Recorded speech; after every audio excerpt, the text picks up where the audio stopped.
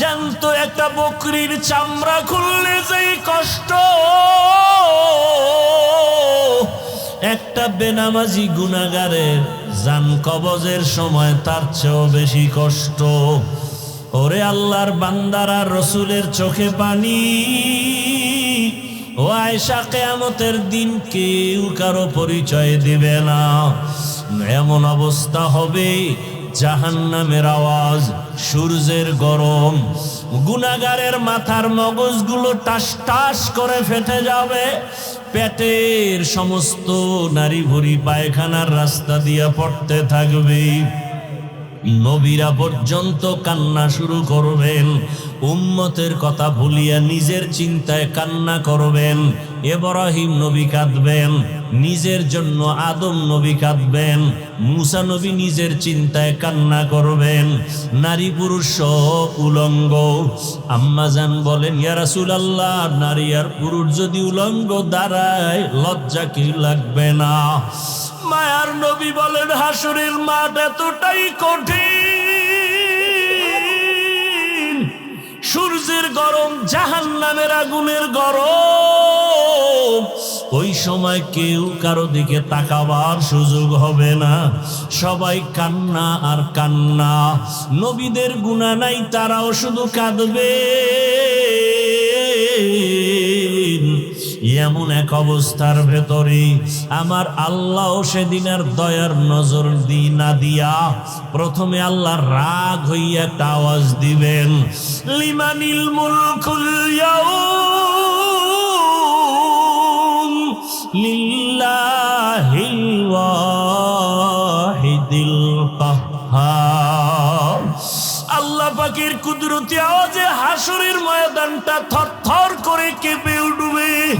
ওদিকে সূর্যের গরম, অন্যদিকে জাহান্নামের আওয়াজ। আল্লাহ বলবে, জাহান্নাম অপেক্ষা কর, বিচারটা শেষ করার পরে তারপরে তোর আশা পূরণ করব। জাহান্নাম আল্লাহর কথা না মানিয়া সামনে আগাবে পেটের ক্ষুধার তাড়নায়। আল্লাহ অর্ডার করবে ফেরেশতারা, জাহান্নাম যদি সামনে আগাইয়া যায় আমি বিচার কাজ শেষ করতে পারবো না। জাহান্নামকে রশি লাগাও, 70,000 শিকল দিয়া বাঁধিয়া পেছন দিকে টেনে ধরো, আসতে যেন না পারে। কিন্তু তারপরও আল্লাহর অর্ডারে শিকল লাগাইয়া জাহান্নামকে ধরে রাখতে পারবে না। রহমতের নবী বলেন, জাহান্নামের এমন আওয়াজ, হাসরের ময়দানটা এমন কঠিন হালাত হবে, এমন অবস্থা দেখে আমি আর সহ্য করতে না পাইরা সেজদায় পড়ে যাব। আমি সেজদায় পড়িয়া কান্না শুরু করব।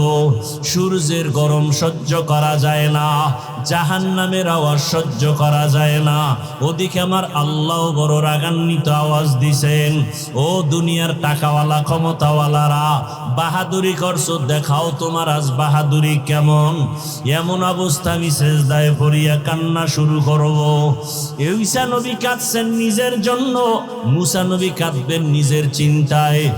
আমি কান্না করিয়া রবের সামনে একবারও আমার কথা বলবো না। আমি কান্না করে বারবার বলবো, আমার উম্মত, আমার গুনাহগার উম্মত। নবী কাঁদবেন আর বলবেন, আল্লাহ জাহান্নামে ফিরাও, জাহান্নাম ফিরাও, আমার একটা উম্মত যেন জাহান্নামে গ্রাস করতে না পারে। জাহান্নামকে ফিরাও। ফেরেশতারা শিকল দিয়ে ফিরাইতে পারে না।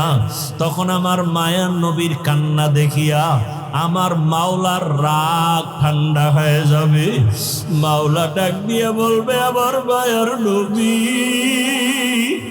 আপনার কান্না আমি সহ্য করতে পারি না, আপনি মাথা উঠান, আপনি কি চান আমি এখন দিয়া দিব। মায়ার নবী বলবেন, ইয়া রব, আমার উম্মতের জাহান্নামে দেওয়া যাবে না, জাহান্নামকে ফিরাইয়া দেন। আমার রব আমার নবীকে ঠান্ডা করার জন্য, রাজি ও খুশি করার জন্য কুদরতি হাতে একটু পানি দিবেন। আল্লাহ কুদরতি আওয়াজ দিয়ে বলবে, ফেরেশতা আমার এই পানিটা নিয়ে জাহান্নামের গায়ে ছিটাইয়া দাও। ফেরেশতারা পানি নিয়ে যখন ছিটাইয়া দিবে, জাহান্নাম দ্রুত গতিতে পেছনে ভাগতে থাকবে। ফেরেশতারা বলবেন, হে আমাদের রব, যেই জাহান্নামের শিকল দিয়ে ধরে রাখতে পারি না, এমন কি পানি দিলেন যে জাহান্নাম পেছনে দৌড়ায়। এটা কি বড় বরকতি জমজমের পানি, নাকি আবে হায়াতের পানি, নাকি এটা বীরে শেফার পানি, না সমুদ্রের কোনো পানি? ও আল্লাহ, এটা কেমন বরকতের পানি? আমার আল্লাহ তখন বলবেন, এটা সমুদ্রের কোনো পানি না, বীরে শেফার পানি না, জমজমের পানি না, এটা কোনো বৃষ্টির পানিও না। এই পানি আমার মায়ার নবীর গুনাহগার উম্মতের চোখের পানি। দুনিয়াতে আমার মায়ার নবীর উম্মতেরা মাঝে মাঝে গুনার কারণে একা একা বসে কান্না করত। আমারে মাঝে মাঝে ডাক দিয়ে বলতো, আল্লাহুম্মা গফিরলি ওয়ারহামনি। ও আমার রব, আমি বড় গুনাহগার, জাহান্নামের আসামি। মানুষ আমাকে কত সম্মান করে, অথচ আমার গুনার কোনো শেষ নাই। মানুষ আমাকে মাওলানা বলে চেয়ার আগাইয়া দেয়, অথচ আমি মাওলা তোমার কাছে মানুষই হতে পারি নাই। গুনার কারণে আমার হাত না পাক, আমার চোখ না পাক, আমার জিহ্বা না পাক, গুনার কারণে আমার অন্তর না পাক। এই হাতের দ্বারা কত জুলুম করলাম, লেখার মাধ্যমে কত জুলুম, আঙ্গুল দিয়ে লেখলাম, জুলুম করলাম। জবানের দ্বারা কত মিথ্যা বললাম, এই জবানের দ্বারা কত গালি দিলাম, এই জবানের দ্বারা কত গীবত শেখায়াত করলাম। চোখটাও আমার গুনার কারণে না পাক। মানুষ জানে আমি বড় বক্তা, কিন্তু মাওলা তুমি জানো আমি সারা রাত মোবাইলে তাকায় তাকায় পেগাটার ছবি দেখতেছি।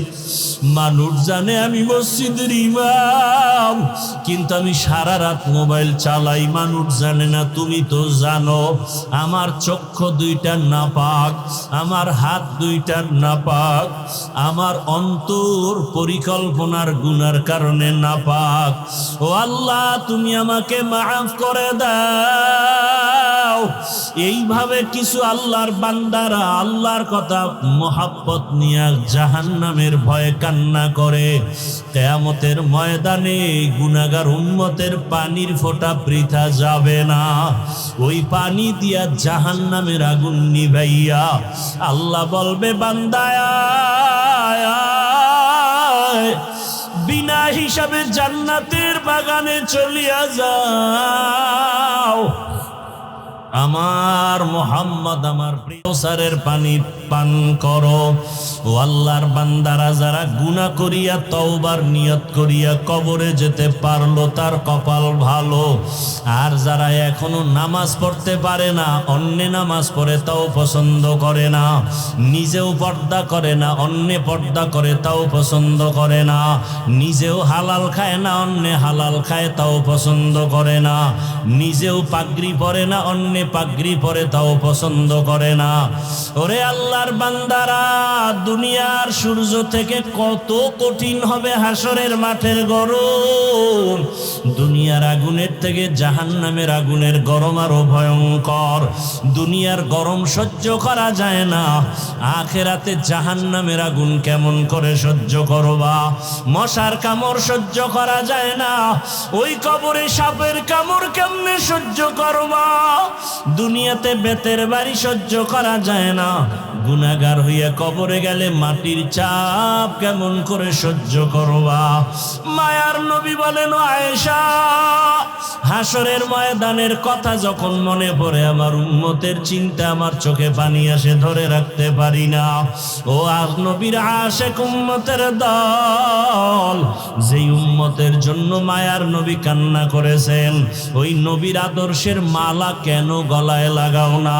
জীবনে তো দাড়ি কম কাটো নাই, নামাজ তো কম সারো নাই রে বাবা। মনে চাইছে বেপরদায় চলবা, দুনিয়ার মনের আশা মিটাইয়া চলছো। মনে চাইছে গান শুনবা, মনের আশা পুরাইয়া গান শুনছো। মনে চাইছে পার্কে পার্কে ঘুরবা, জীবনটা পার্কে পার্কে কাটাইলা। মনে চাইছে গীবত করবা, কারো বাধা মানো নাই, গীবত করে কাটাইছো। মনে চাইছে কাউকে ইজ্জত নষ্ট করবা, করে ফেলেছো। মনে চাইছে চুরি করবা, ডাকাতি করবা, মানুষকে বেইজ্জতি করবা, করেছো। মনে চাইছে শিক্ষকের সাথে বেয়াদবি করবা, করেছো। আমি আল্লাহ কিছু বলি নাই। মনে চাইছে মা বাবার সাথে বেয়াদবি করবা, করেছো। আমি আল্লাহ ধরি নাই। মনে চাইছে আলেমের বিরুদ্ধে কিছু বলবা, বলেছো। আমি আল্লাহ ধরি নাই। বরং আমি আল্লাহ বারবার ডাকি তওবার দরজা দিয়া, লা তাকনাতু মির রাহমাতিল্লাহ। এরে বান্দা, তোরে আদর করে আমি বানাইছি, যত গুনাহ করেছো তওবার দরজায় ফিরিয়ে আয়, আমার কাছে তওবা কর।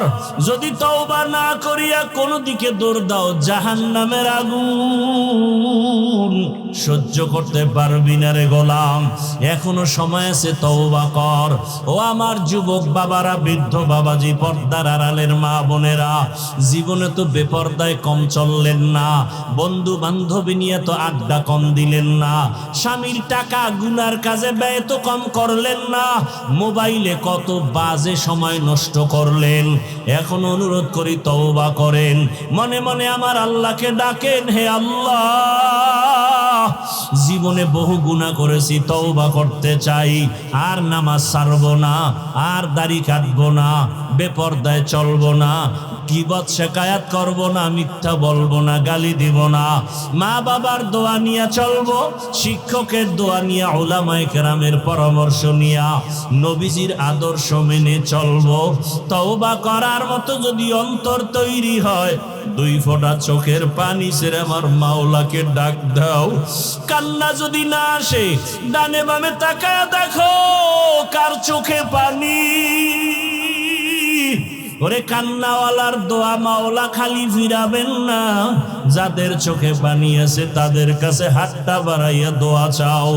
ও বাবারা, যারা এখানে এতিম, জীবনে আব্বা বলে ডাক দিতে পারবা না, অনেকে মা হারা অসহায়, মা বলে ডাক দিতে পারবা না, ওই মা বাবার কথা স্মরণ করে চোখের পানি ছেড়ে তওবা করো। আর যার বাবা বেঁচে আছে, থাকলে হাতটা বাড়াইয়া দোয়া নাও। বাবারে যদি বলো, বাবা জীবনে গুনাহ কম করি নাই, বেয়াদবি করেছি, দয়া করে মাফ করে দাও। বাবায় যদি নেক নজরে তাকায়, তোমার কপাল খুলে যাবে। বাসায় গিয়া যদি পারো, মায়ের হাতটা ধরিয়া বলিও, মা জীবনে বহু কষ্ট দিয়েছি, তোমার হক আদায় করতে পারি নাই, মনে কত কষ্ট দেওয়ার কারণে তুমি গোপনে একা একা কান্না করেছো। মা, তোমার দোয়া ছাড়া তো আমি মানুষ হইতে পারি নাই, তোমার চোখের পানি আর দোয়ার কারণে আজকে চেয়ারে বসছি, তোমার চোখের পানি আর দোয়ার কারণে আজকে সম্মানের মালিক। মা, অনেক অন্যায় করেছি, তুমি আজকে আমার মাথায় হাত দিয়া দোয়া করে দাও। ইয়াউমা খালাকাস সামাওয়াতি ওয়াল আরদ মিনহা আরবাআতুন হুরুম যালিকাদ দীনুল কাইয়্যিম। আল্লাহ বলেন, বছরে গণনার আকারে মাস হবে 12টা, কিয়ামত পর্যন্ত কোন বছর 11 মাসেও হবে না, 13 মাসেও হবে না। কত মাস? এবং মাসগুলোর নামও রেখেছেন আল্লাহ। এই মাসগুলোর মধ্যে 4 মাস বড় দামি, অন্য মাসের তুলনায় দামি। নামগুলো খেয়াল করবেন। এরপর একটা প্রশ্ন করব, 4 মাস দামি, 12 মাসের মধ্যে 4 নাম দামি। এই 12 মাসের প্রথম মাসের নাম মুহররম, প্রথম মাসের নাম মুহররম। এরপরে কি?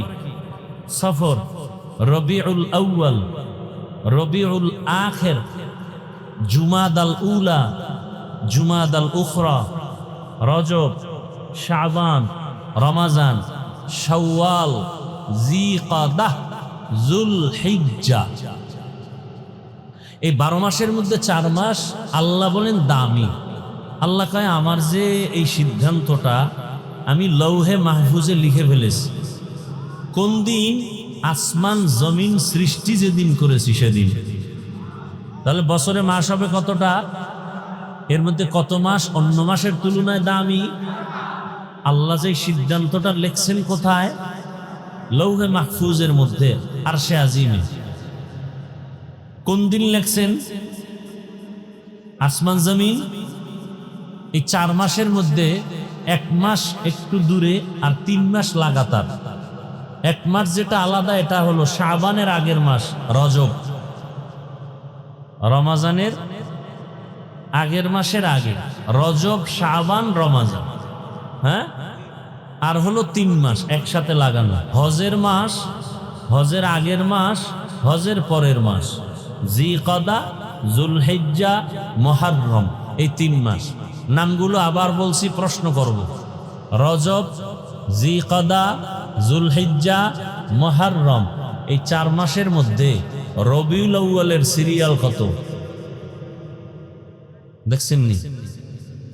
খবর নাই? রজব, জিকাদা, যুলহিজ্জা, মুহররম, 4 মাসের মধ্যে রবিউল আউয়ালের নাম কত সিরিয়ালে? নাই। তার মানে দাম নাই। বলেন, বুঝেন, কথা বুঝার চেষ্টা করেন। জবাব কম দিবেন, বুঝবেন আগে। যত কথা কম বলবেন তত ভালো। কথা বলার কিছু জায়গা আছে, সেখানে বলবেন। জিগাইলে বলবেন না, জিগাইলে চুপ করে শুনবেন, বুঝার চেষ্টা করবেন। রবিউল আউয়ালের দাম আছে। সবের থেকে তো রমাজানের দাম বেশি। এই 4 মাসের মধ্যে রমাজানের নামও আছে? নাই। এ বিষয়ে ভিন্ন আলোচনা রোজার সময় করছে। তো রবিউল আউয়ালের নাম নাই মানে কি দাম নাই? অবশ্যই আছে। আর ওই 4 মাস যে দামি, সেটার প্রেক্ষাপট কি?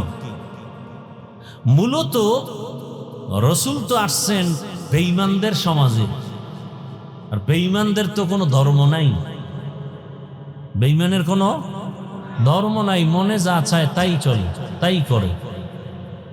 তারা উল্টাপাল্টা করত, যখন তখন ঝগড়া, কলহ, দ্বন্দ্ব, যুদ্ধ, বিগ্রহ। আল্লাহর কাছে মুহররম দামি, হজের মাস দামি, হজের আগের মাস দামি। এই মাসগুলো আল্লাহ সম্মানিত ঘোষণা করে বুঝাইলেন, এই মাসগুলোতে কোনো যুদ্ধ করা যাবে না। যুদ্ধ করা সেটা সেই সময়ের আইন, ওই আইন আর এখন বলবৎ নাই। এখন ইসলামের স্বার্থে প্রয়োজন হলে রাষ্ট্রের সমস্ত উলামায়ে আহলে হক বসে বোর্ড গঠন করে ফতোয়া দিলে যে যুদ্ধ করা যাবে, জিহাদ করা যাবে, তো জিহাদ করা যাবে। এখানে কোনো মাস নির্দিষ্ট নেই। তো রবিউল আউয়াল এমন একটা মাস, অনেক ইতিহাসবিদরা এ বিষয়ে অনেক আলোচনা করেছেন। রবিউল আউয়াল রসুল দুনিয়াতে আসছেন, রসুল দুনিয়া থেকে চলে গেছেন। নবী আসছেন কোন মাসে, চলে গেছেন কোন মাসে, এটা কিছু ইতিহাসবিদদের মতামত। কিন্তু অনেক এই আষাঢ় মাস নিয়েও ইখতিলাফ করেছেন। কেউ বলছেন রমাজানে রসুল আসছেন, আরো মাসের নাম আছে। অধিকাংশের মতামত রবিউল আউয়ালে রসুল আসছেন। রবিউল আউয়াল মাসেই রসুল বিদায় নিছেন। তা রবিউল আউয়ালে আসলেন, রবিউল আউয়ালে বিদায় নিলেন, মধ্যখানে সময় কাটলো কতদিন? জবাব দেন। 63 বছর। আসার দিন ছিল সোমবার, যাওয়ার দিনও। এই যে সোমবার দিন রসুলের আগমন, সোমবার দিন রসুলের বিদায়, এই কথায় কারো দ্বিমত নাই। তবে রবিউল আউয়াল নিয়ে দ্বিমত, তারিখ কবে এ নিয়েও দ্বিমত। কেউ বলেছেন রবিউল আউয়ালের 8, কেউ বলেছেন 9, কেউ বলেছেন 11, কেউ বলেছেন 12। তো রসুল রবিউল আউয়ালে সোমবার দিন আসছেন সুবহ সাদিকের সময়। রবিউল আউয়ালে রসুল বিদায় নিছেন সোমবার দিন জোহরের নামাজের আগে চাষতের সময়। রসুলের বিদায় চাষতের সময় সোমবার, কবরে দাফন হলো রসুলের বুধবার দিন গিয়া রাতের তাহাজ্জুদের সময়। দেরি হলো কেন? এটা ভিন্ন আলোচনা। মাইয়্যতকে দেরি না করানো রসুলের আদেশ, দ্রুত দাফন করো। তো রসুলেরটা দেরি হলো কেন? সোমবার দিন ইন্তেকাল, বুধবার দিন গিয়া রাতের তাহাজ্জুদের সময় দাফন, দেরি হলো কেন? এটা ভিন্ন আলোচনা। তো রসুল কবে আসলেন, কখন আসলেন, এটা আমাদের উম্মতের জন্য অত ইম্পর্টেন্ট না, মারাত্মক না।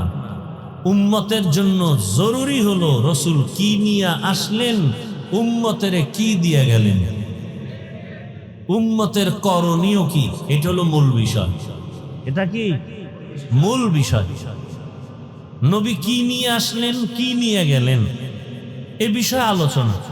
অবশ্য আমি আয়াত পড়েছি ভিন্ন একটি, যেটা সচরাচর রসুলের শানে এ আয়াত ব্যবহার হয় না, কিন্তু আলোচনার বিস্তারিত সমষ্টিগতভাবে সব এখানে ঢুকানো আছে। আল্লাহ কি বলছেন আয়াতে?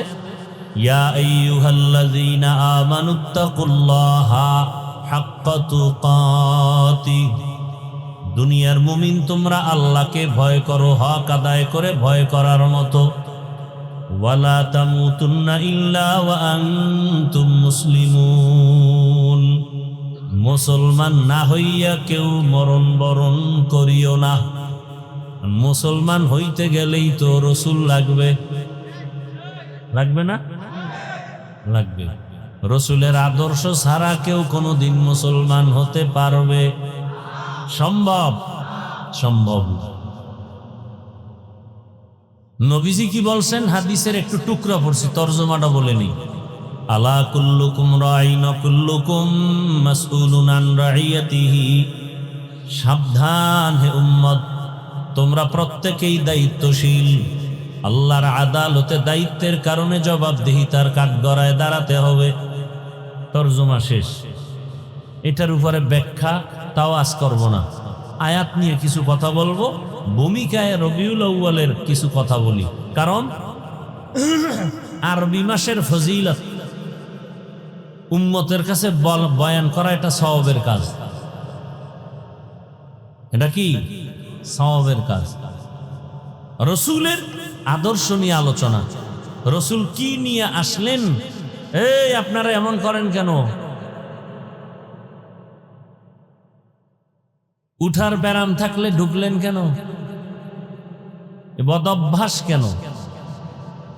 বাহিরে দাঁড়ায়া বয়ান শুনেন, কত সুযোগ।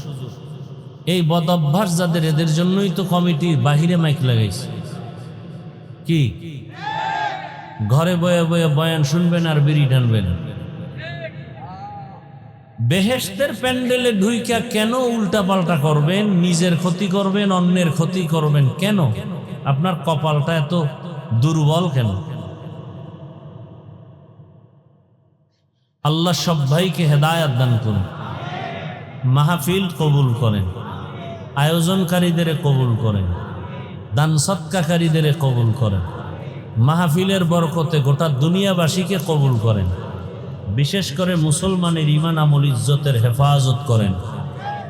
প্রবাসে যারা আছে আল্লাহ তাদেরকে হেফাজত করেন, বাংলাদেশ হেফাজত করেন, জালেমদের জুলুম থেকে সবাইকে হেফাজত করেন, জালেমদের আল্লাহ হেদায়াত দান করেন। আল্লাহর ইলমে জালেমদের যদি হেদায়াত না থাকে ধ্বংস করে দেন, কবরওয়ালাদের জান্নাত দান করেন। আমরা যারা বেঁচে আছি দীর্ঘ নেক হায়াত দান করেন, অসুস্থ যারা সুস্থতার নিয়ামত দান করেন, কামাই রুজি ব্যবসায় সবার হালাল বরকতি রিজিক দান করেন। দোয়াগুলোর দরকার নাই কারো, আমিন আল্লাহর কাছে যাবে না, আল্লাহ কবুল করেন।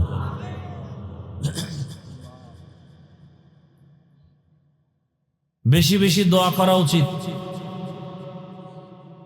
আন্তর্জাতিক হালাত, বিশেষ করে মুসলমানের জন্য ঈমান নিয়ে বাঁচতে চাইলে, মরতে চাইলে বহু বিপদ সামনে অপেক্ষা করতেছে, বহু বিপদ।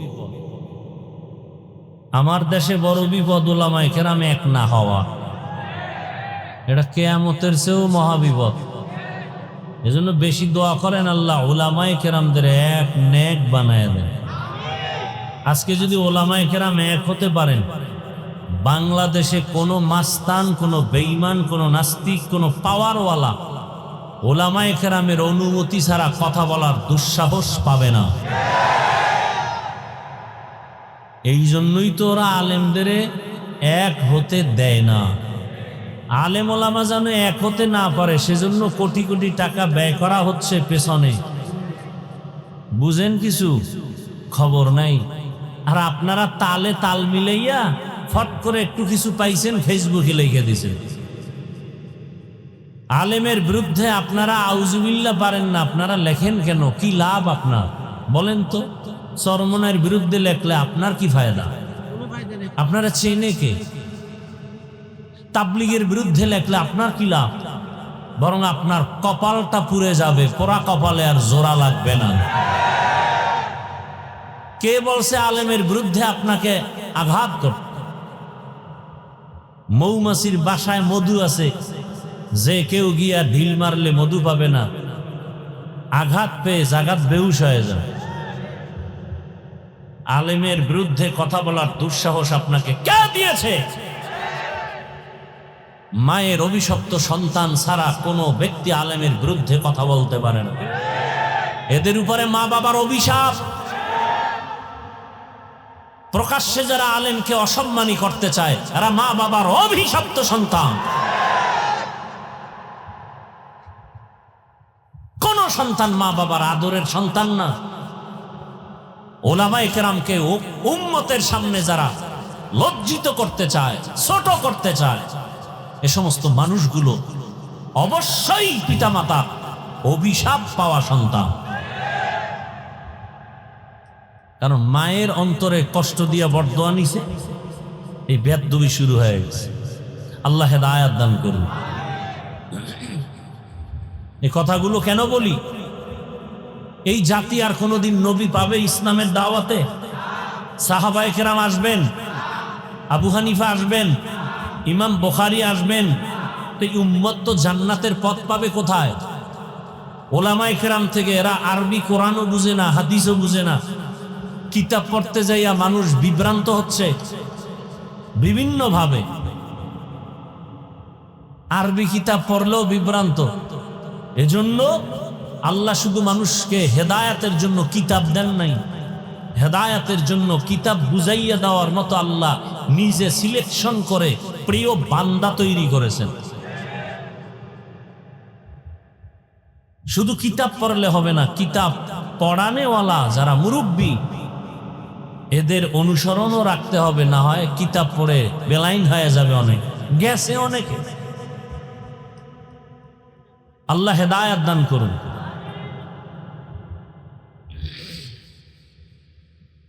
অতএব উলামায়ে কেরামের সম্মান বাড়ানোর প্রচেষ্টা করা উচিত, সহযোগিতা করা উচিত। একান্ত কিছু না পারলে চুপ থাকা উচিত। আলেমের ব্যাপারে বিরুদ্ধে কোনো কথা বলবো না, কলম ধরবো না, মন্তব্য করব। আল্লাহ আমাকেও মাফ করে দেন, আপনাদেরও মাফ করে দেন। তো রসুল রবিউল আউয়ালে কি নিয়ে আসলেন? গোটা জগতের মানুষের হেদায়াতের জন্য সুন্দর আদর্শ নিয়ে আসছেন। কি নিয়ে আসছেন বলেন? কি নিয়ে আসছেন? বিদায় বেলা রসুল দুই জিনিস উম্মতকে দিয়া চলে গেছেন। কয় জিনিস? এক হলো কোরআন, দ্বিতীয় হলো রসুলের সুন্নাহ, আদর্শ। নবী চ্যালেঞ্জও দিয়ে গেছেন, এই দুই জিনিস যারা ধরে রাখবে কিয়ামত পর্যন্ত, এদের সম্মানও যাবে না, ঈমানও। আজকে দেখেন ঝামেলা ঝামেলা ঝামেলা, গোটা দেশে ঝামেলা, ব্যবসা প্রতিষ্ঠানে প্রত্যেকটা সেক্টরে ঝামেলা। কিন্তু যার কাছে রসুলের আদর্শ আছে তার কোনো পেরেশানি নেই। করোনায়ও ছিল না, স্কুল কলেজ ভার্সিটি চাকরি ফ্যাক্টরি সব বন্ধ, কোরআনের একটা ফ্যাক্টরি বন্ধ হয়েছিল? কোন আলেম না খায় মারা গেছে? ভিক্ষা করেছে? করেনি। আল্লাহ দেখায় দিলেন চোখের সামনে। কত লাশ আলেম ওলামারা হুজুরেরা কাঁধে নিয়ে করোনার জড়িত লাশগুলো দাফন করছেন। কোন হুজুর করোনায় মারা গেছে? আর কি দেখবেন চোখে বলেন? এরপরে কি হুজুরেরা আপনাদের থেকে কোটি কোটি টাকা চায়? সরকারি বেসরকারি চাকরি করে 8 ঘন্টা ডিউটি, মাসে নিম্নে বেতন 20,000। এরপর হারাম খায়, সুদ খায়, ঘুষ খায়, বেতন মারে। কথা বলেন না কেন? আর একজন ইমাম সাহেব ডিউটি করে 8 ঘন্টা। কি মসজিদে ইমামতি ডিউটি 8 ঘন্টা? কয় ঘন্টা বলেন না কেন? বেতন কত?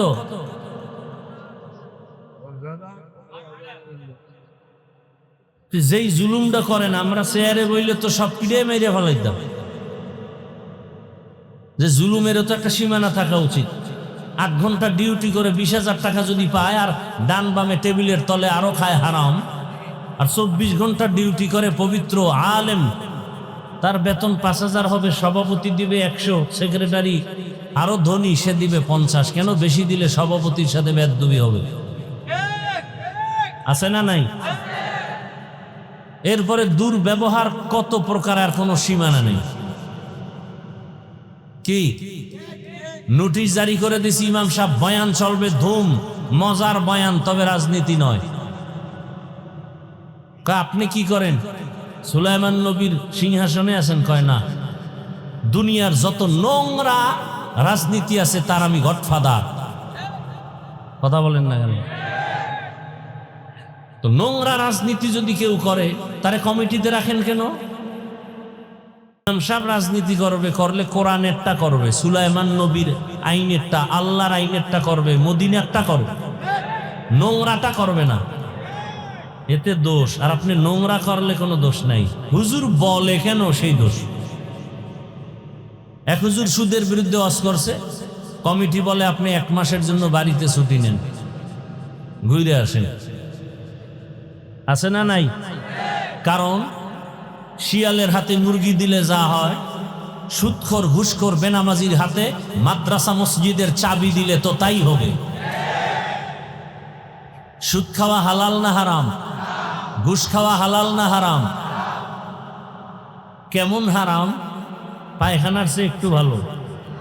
হ্যাঁ, আল্লাহ বলেন দুনিয়াতে আমার দুশ্মন আছে অনেক, তার মধ্যে বড় 2 দল দুশ্মন। বড় দুশ্মন কয় দল? এক দল যারা সুদের সাথে আছে, কোরআনের আয়াত। আর এক দল আমার বড় দুশ্মন, যাদের সাথে আমি আল্লাহ নিজে যুদ্ধ করব। এবার বুঝেন তো আল্লাহ কতটা রাগ হয়ে বলে আল্লাহ নিজে যুদ্ধ করবেন। এক দল সুদের সাথে জড়িত, আর এক দল ওলি আউলিয়া পছন্দ করে না, দুশ্মনী করে। আল্লাহ বলেন এরাও আমার বড় দুশ্মন। এজন্যই তো আমি বলি, সারা বাংলাদেশে চ্যালেঞ্জ দিয়ে বলি, যারা ওলিয়া উলিয়া মানে না, এরা কোরআন হাদিস মানে না, এরা ভণ্ড। এদের যারা ভণ্ড বলে না, তারাও ভণ্ড। এই বয়ান যদি মসজিদে জুমায় কোনো ইমাম সাহেব করে, উপায় আছে? বলবে যে 1 মাসের ছুটি। কে? এজন্য আবরার সাহেব বলে গেছেন না, সব দেখার দিন শেষ। কে দেখছেন? ওনার আওয়াজ নেই। এখানে বয়ে কয় এটা ভোটের আগে টাকা খাইবো পায়খানার নামে, বয়ে রয়েছে। বউর পেটটার খানা হারাম করবে, মাইয়া পোলার রক্তটারে হারাম করে ফেলবে ভোটের টাকা খাইয়া। এত বড় নিকৃষ্ট মানুষ হতে পারে? নিজে হারাম খায় খায়, তোমার শিশু বাচ্চা নিষ্পাপ, রক্ত পবিত্র, ওকে কেন হারাম টাকা খাওয়াও? বাপ নামের কলঙ্ক, স্বামী নামের কলঙ্ক। তুমি হারাম খাবা, হুজুরদের সাথে চ্যালেঞ্জ দিয়া খাইয়া মর, জনমের মতো খাও। কিন্তু নিষ্পাপ বাচ্চার কি অপরাধ? ওই বাচ্চাটার রক্ত পবিত্র, ওকে হারাম ঢুকাইয়া কেন রক্ত নাপাক করেছো? তোমাকে অধিকার আল্লাহ তো দেননি। স্ত্রীর রক্ত নাপাক করতেছো হারাম টাকা দিয়া। আল্লাহ হেদায়াত দান করুন। মুসিবত। আর এই হারাম খাইবে যারা, সুদ ঘুষ, নামাজ হবে না, রোজা হবে না, তেলাওয়াত হবে না, মোনাজাত কবুল হবে না, হজ করলে সওয়াব হবে না, কে বলবে এই কথাগুলো জাতিকে? কে বলবে? তবে আমগো হুজুর বলছেন, যেহেতু হুজুর গো বয়ান শুনবা না, ওই ভোটের আগে টাকা খাবাই, এরকম যারা কসম খাইছে এরা খাইলে কম খাইও না, জনমের মতো খাইও, বাকি ভোটটা দিবা ইসলামের পক্ষে। টাকা খাওয়ার সময় বলবা ভাই খাওয়া, মনের মতো খাওয়া, ভোট না দিলেও দোয়া দিব। যেহেতু হুজুর গো বয়ান শুনবা না, খাবাই, ও খাইয়া ওরে ফকির বানাও, কারণ ওর বাবার টাকা না, জনগণের টাকা। এটা কাগো কইছি, সবাই কইছি, যারা হুজুর গো বয়ান শুনবে না ও খাইবেই। কুকুরের বিরিয়ানি দিল, হাজি বিরিয়ানি খাওয়ার পরে কি পেট ভরবে? নর জাতিগত অভ্যাস, ময়লা খাবেই। কি আল্লাহ হেদায়াত দান করুন। হ্যাঁ, রাগ করতেছেন?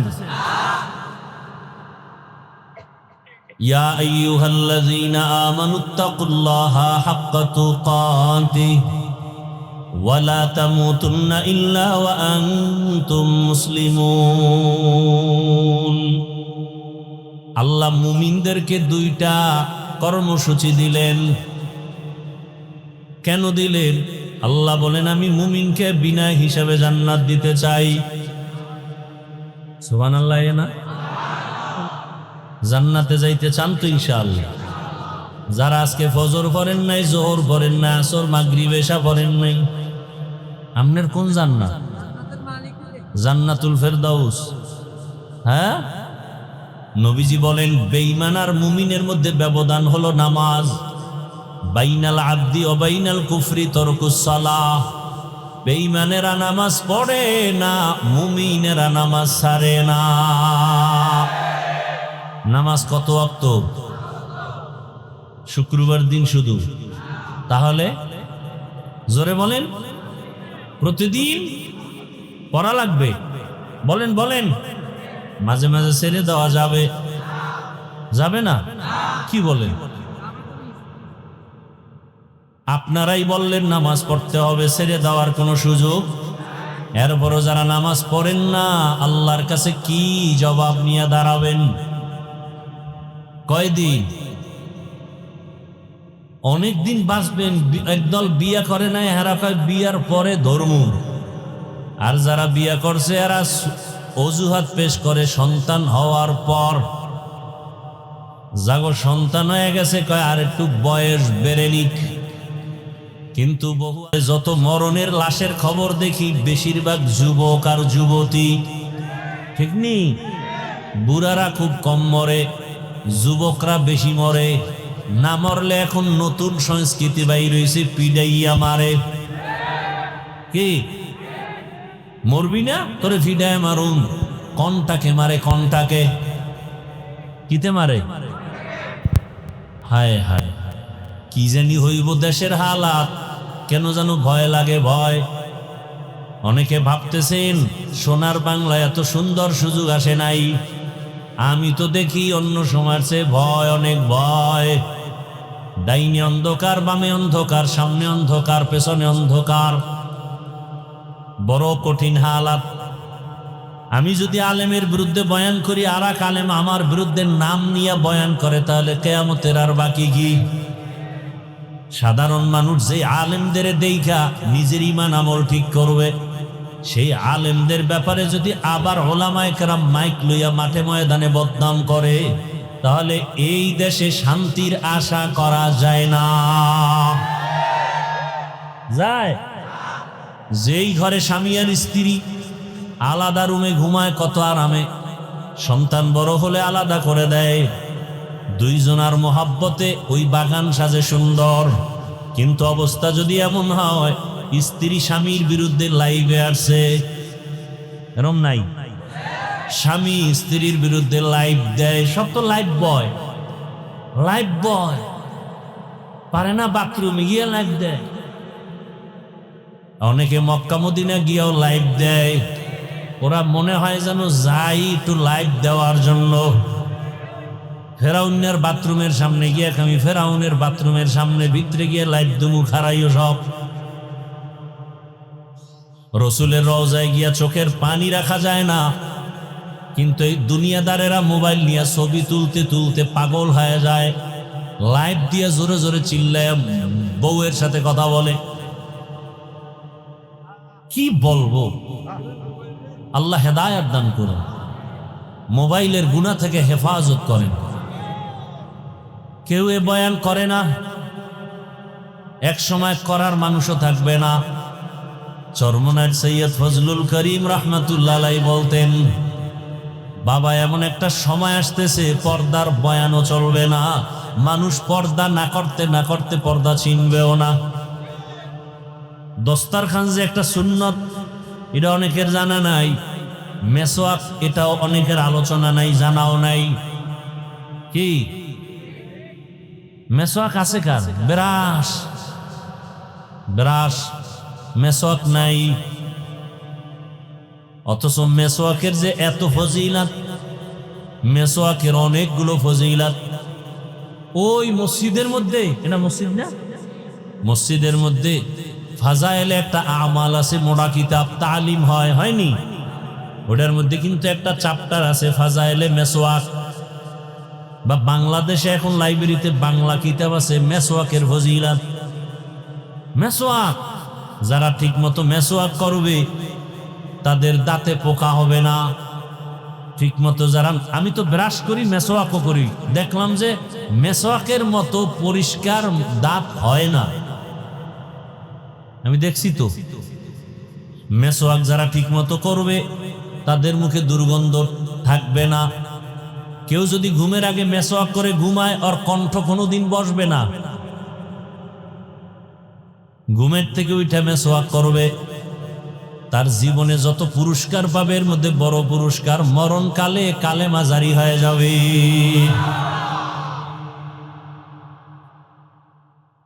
আজকে একটা শুরুতে আমল দিছিলাম, মনে আছে? কি কি আরে আর একটা বাস্তব হাতের আমল দিছি না? কি আর একটা আমল লন, এখন যেটা বললাম করবেন নি? এখন কইবেন কোথায় পাবো খেজুর গাছ? হ্যাঁ, এখন দোকানে মেসওয়াক বেচে না? বেচে। মেসওয়াক কিনেন, মেসওয়াক করেন। আরে ভাই, শরীরেরও ফায়দা, আল্লাহর রসুলও খুশি হবেন।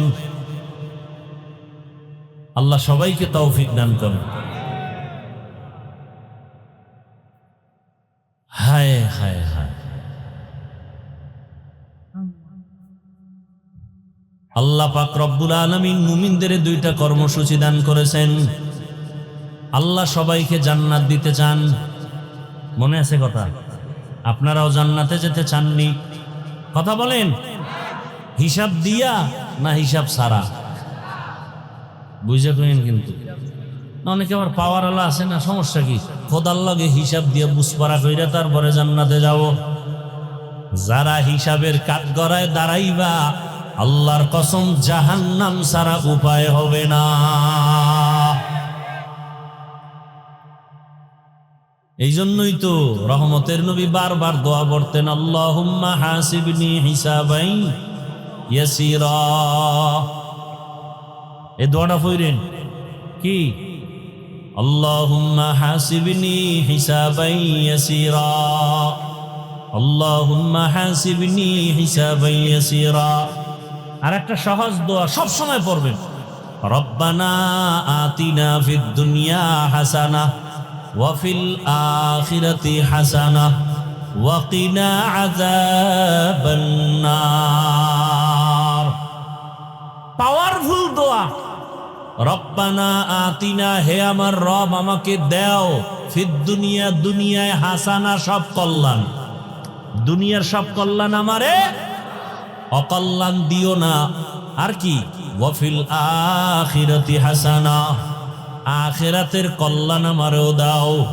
দুনিয়ার কল্যাণ, ঝগড়া হবে না, ভালো স্ত্রী পাবো, সন্তান নিয়ে পেরেশানি থাকবে না, হাসানা দুনিয়ার ভালো, আমি 5 ওয়াক্ত নামাজ পড়ব, কষ্ট হবে না, অসুস্থতার ব্যারামে আমার ইবাদত ছুটবে না, আমি ব্যবসায় যাব, হালালভাবে বরকত দিন দিন হতেই থাকবে, মিথ্যা কথার অভ্যাস হবে না, গালি দেওয়ার অভ্যাস আসবে না, গীবত শিকায়াত করার অভ্যাস আমার হবে না, বেপরদায় চলার অভ্যাস হবে না।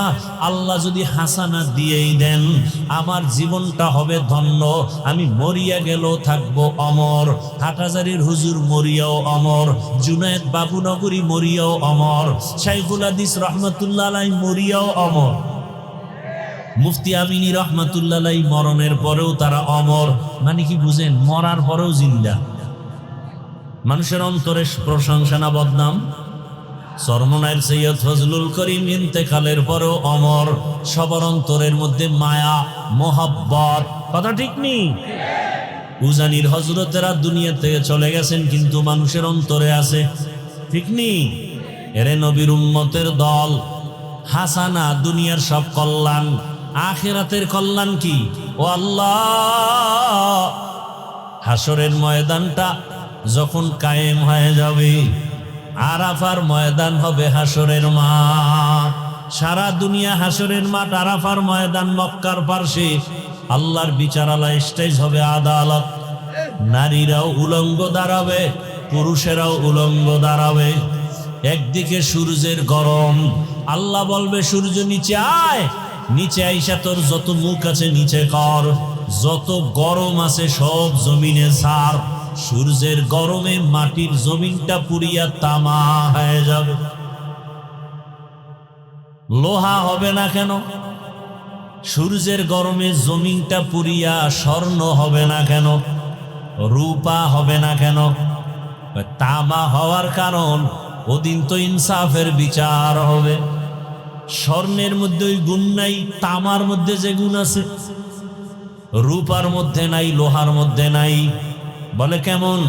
বলে লোহার এক অংশ গরম করলে ভিন্ন অংশ গরম হবে না, স্বর্ণ তাই এক, রূপাও এক, তামা এমন একটা ধাতু, এক অংশ গরম হলে পুরা অংশটাই সাথে সাথে গরম হয়ে যাবে। নারীরা উলঙ্গ, পুরুষেরাও উলঙ্গ দাঁড়াবে। অন্যদিকে আবার জাহান্নামের আওয়াজ, এত বিশাল জাহান্নামের গুরিম গুরিম আওয়াজ হবে। হাসরের ময়দানে সূর্যের গরমে মানুষ বেকারার হয়ে যাবে, ওদিকে জাহান্নামের আওয়াজ, জাহান্নামের আওয়াজে হাসরের ময়দানটা থর থর করে কেঁপে উঠবে। জাহান্নাম চিল্লায় বলবে, ও দয়ার মালিক, জাহান্নামের ক্ষুধা নিবারণের জন্য সমস্ত গুনাহগারগুলো আমার পেটের মধ্যে দাও, বেনামাজিগুলো আমার পেটে দাও, বেপরদাওয়ালারা কোথায় আমার পেটের মধ্যে দাও। জাহান্নামের চিৎকারে হাসরের ময়দানটা থর থর করে কেঁপে উঠবে। শুধু কি তাই, হাসরের ময়দান এতটাই যে কঠিন, রহমতের নবী চোখের পানি ছেড়ে কান্নায় বিভোর হয়ে গেলেন। এরে নবীর উম্মত, আম্মা জান আয়েশা রাদিয়াল্লাহু আনহা, রাসূলের আদরের স্ত্রী, উম্মাহাতুল মুমিনিন, আম্মা জান বলেন, আমি একদিন তাকাইয়া দেখি আমার হুজরার মধ্যে রহমতের নবী গুনগুন করে কান্না করতেছেন। মাঝে মাঝে দেখতাম রসুল আমার হুজরায় বসে মাঝে মাঝে কান্না করেন, চোখের পানি ছেড়ে কাঁদেন, গুনগুন করে রহমতের নবী কান্না করেন। আমি আয়েশা বড় ভয় পেয়ে যাইতাম, মনে হয় যেন আমি আয়েশা কোনো বেয়াদবি করে ফেলেছি। রহমতের নবীর সাথে যদি কেউ বেয়াদবি করে, তার জাহান্নাম ছাড়া উপায় নাই। আম্মা জান আয়েশা রসুলের কাছে যাইতেন, আর মায়া লাগায় আস্তে করে বলতেন, রহমতের নবী আপনি চোখের পানি ছেড়ে গুনগুন করে কাঁদেন কেন?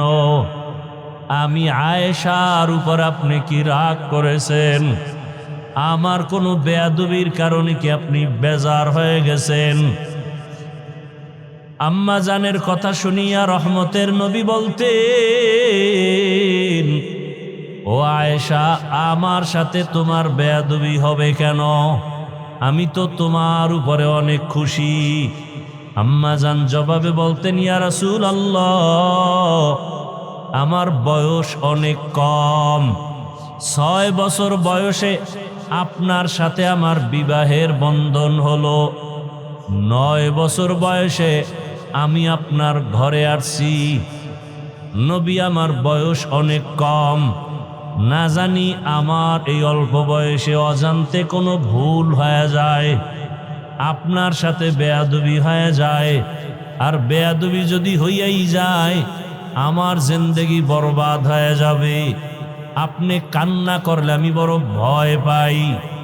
আম্মা জানের কথা শুনিয়া রহমতের নবী বলেন, হে আয়েশা, আমি যদি কান্না করি, 2টা কথা মনে পড়লে আমি চোখের পানি ধরে রাখতে পারি না রে আয়েশা। এক, আমার জীবনটা এমন একটা কষ্টের গেছে তুমি জানো না। আমার জীবন দুনিয়াতে আসছি বড় মুসিবতের সমাজে। দুনিয়ায় এমন অবস্থা আসছি আয়েশা জানো না। তুমি আমার তো জীবনের শেষ পর্যায়ের একজন স্ত্রী। তুমি আমার সুখের সময়ের বিবি, দুঃখের সময় তুমি দেখো নাই।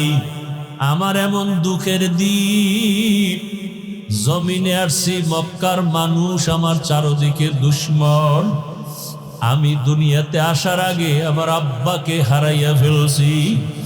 জীবনে আসি আমি একবারও আব্বার চেহারাটাও দেখতে পারি নাই। আমার আব্বাকে আমি আব্বা বলে ডাক দিতেও পারি নাই। ও আয়েশা,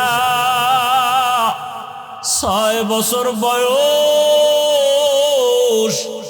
তখন আমার আম্মা জানো দুনিয়া থেকে চলে গেছেন।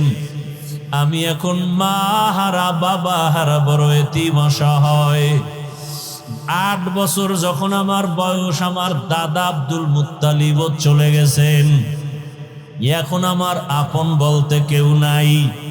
আমার দাদা বিদায় বেলা চাচা আবু তালিবের হাতে দিয়া বলছে, আমার নাতির যেন কোনো কষ্ট না হয়। দুনিয়াতে আসিয়া বাবারে দেখে নাই, মাকেও হারাইয়া আমার নাতি আমার পাশে রাতের বেলা ঘুমাইতো। মাঝে মাঝে ঘুমের মধ্যে মা মা বলে চিল্লেও। আমি আদর করে এত দূর নিয়ে আসছি, আমার হায়াত বুঝি শেষ। ও আবু তালিব, আমার নাতির দেখাশোনা করিয়া রাখবি, কোনোদিন আমার নাতি যেন কষ্ট না পায়। আম্মা জান আয়েশাকে নবী বলেন আর কাঁদেন, আয়েশা, ওই সময় আমার আরবে চারদিকে দুশ্মন আর দুশ্মন। ওই সময় একমাত্র আমার আদরের মহাব্বতের কেউ ছিল না চাচা আবু তালিব ছাড়া। এক পর্যায়ে আমার আল্লাহ আমাকে বিবাহের বয়সে নিয়া একজন আল্লাহর পেয়ারা বান্দি খাদিজাতুল কুবরা রাদিয়াল্লাহু আনহা, তার সাথে আমার বিবাহ হয়ে গেল। এমন একজন নারী বিধবা যার সন্তান আগে হয়ে গেল। 2 জন স্বামী হওয়ার পরে আমি তৃতীয়। ওই খাদিজা আমার ঘরে আসছেন। আমার এত অভাব ছিল, আমার ঘরে চুলায় আগুন জ্বলতো না, না খাইয়া কত কষ্ট করেছি। আরবের ধনী ছিল খাদিজা। ওই খাদিজা আমার মায়া আর মোহাব্বতে পড়িয়া সব সম্পদগুলো আমাকে হাদিয়া দিয়েছে। ও আয়েশা, জানো না আমি আবার সম্পদগুলো সব দান করে দিয়েছি। আমি এত কষ্ট করে করে জীবন কাটাইছি। আমার বংশের দুশ্মনেরা 3 বছরের মতো আমাকে শিয়াবে আবু তালিবের মধ্যে গৃহবন্দী করে রাখছে। খানা দেয় নাই, পানি দেয় নাই। দীর্ঘ 3 বছর আমি গাছের পাতা চাবাইয়া চাবাইয়া খাইয়া পেটের ক্ষুধা নিবারণ করেছি। ও আয়েশা, আমার কষ্ট দেখিয়া খাদিজাও ঘুমায় না, আমার পাশে আসিয়া ওই গাছের পাতা খাইয়া জীবন কাটাইছে। ওরে ওই আয়েশা, ওই খাদিজা আমার জন্য এত কোরবানি করেছে। ওই খাদিজার কথা মনে যখন আসে আমি চোখের পানি ধরে রাখতে পারি না। ওই খাদিজা যদি বেঁচে থাকতো মনে হয় যেন আমি আর বিবাহই করতাম না। ঠিকই, খাদিজা যতদিন বেঁচে ছিল আমি আর বিবাহ করি নাই। আর একটা কথা যখন আমার মনে পড়ে আমি তখন একা একা বড় কান্না করি। আম্মাজান আয়েশা বলেন, ইয়া রাসূলুল্লাহ, কি কথা মনে করে কাঁদেন? বলে, হাসরের ময়দানে আমার উম্মতের কি উপায় হবে এই চিন্তায় কান্না করি। আম্মাজান বলেন, হাসরের ময়দানে আবার কি হবে? আম্মাজানকে রাসূল কান্না করে বুঝাইতেছেন, রে আয়েশা, কিয়ামতের ময়দানে এমন কঠিন হালাত, যদি কেউ খাঁটি মুসলমান না হইয়া কবরের বিছানায় যায়, মা যদি কথা শুনে দেখবা চোখে পানি, মা চোখের পানি দিয়া নরম দিলে ডাকবে, বাবা আয় আয়। মাথায় হাতটা দিয়া ডাকবে, আরশে আজিমের মালিক, আমার সন্তানটাকে তুমি মাফ করে দাও। ওই মা বাবার দোয়া ছাড়া লেখাপড়ায় সফলতা আসবে না, চাকরির জীবনে সফলতা আসবে না, মা বাবার দোয়া ছাড়া জীবন সফল হবে না। আল্লাহর কাছে খাঁটি অন্তরে তওবা করো, মরিয়া গেল আর গুনাহ করব না।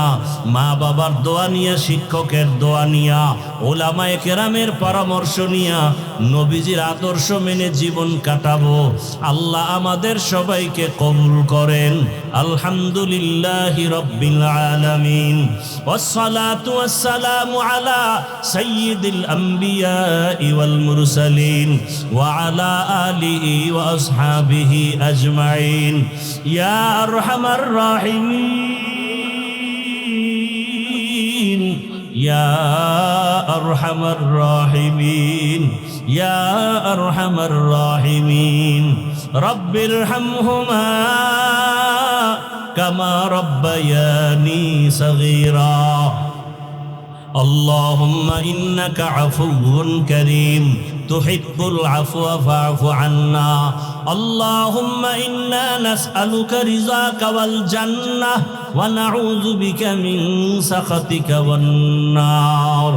আল্লাহুম্মা আরহামনি বিতারকিল মাআসি, আল্লাহুম্মা আরহামনি বিতারকিল মাআসি, আল্লাহুম্মা আরহামনি বিতারকিল মাআসি।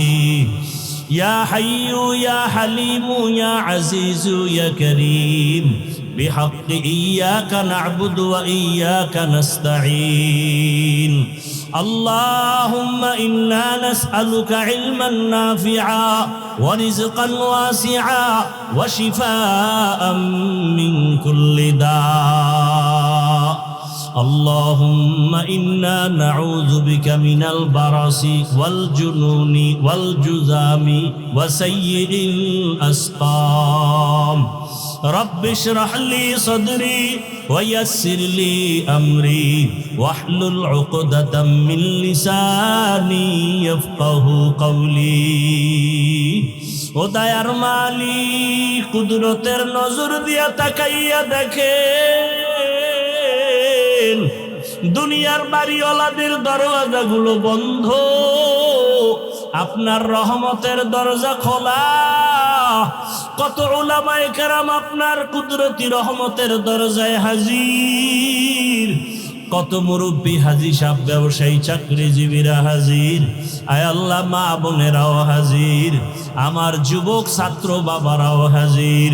আমরা সবাই জাহান্নামের আসামি, গুনাহগার।